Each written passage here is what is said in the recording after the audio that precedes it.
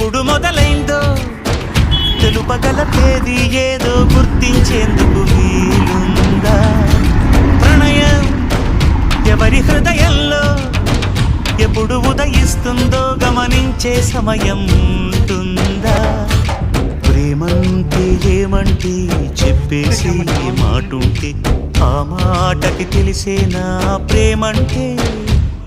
అది చరితలు సైతం చదవని వైనం, కవితలు సైతం పలకని భావం, సరిగమలెరుగని మధురిమ ప్రేమంటే.